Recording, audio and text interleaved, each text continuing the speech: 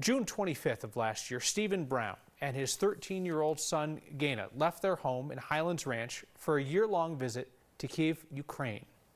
They'd hoped to spend some time there so that Gina could learn about his birthplace and more about his mother's side of the family. They decided that an apartment in Kyiv with a school nearby would provide the cultural experience they were looking for. 8 months into their journey, they woke up to the sound of war. Photojournalist Tom Cole talked with them about their escape. This was to pay our rent mostly. Stephen Brown left Kyiv with a lot of Ukrainian cash. Our landlord only wanted to be paid in cash. A few mementos. These are the only things I really have anymore. And he left with his son. The morning of the 24th, I woke at 5:30 to the sound of explosions, and it was clear what they were. So, and I knew we waited too long. From their apartment on the 20th floor with no stairs, the hope was the elevator wouldn't shut down and they could grab their suitcases for the hour walk to the bus station. At this point, all flights were canceled. The air raid siren probably started half an hour later.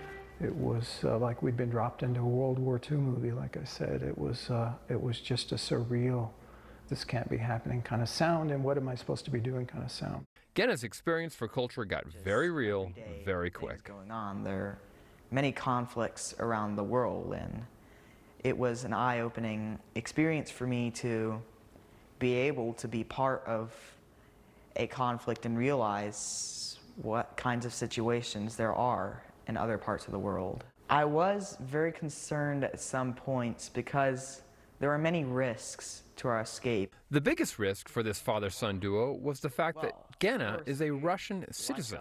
Had they been caught by the Russian military, they probably would have kept me in the country, I believe, if they took over Kyiv.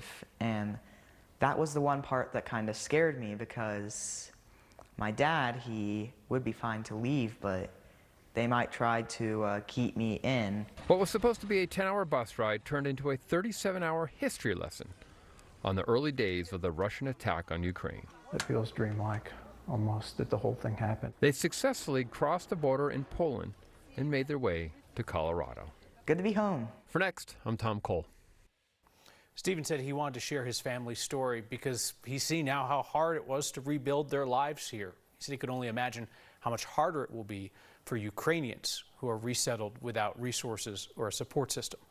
Our full conversation with Stephen is posted on the Next YouTube page.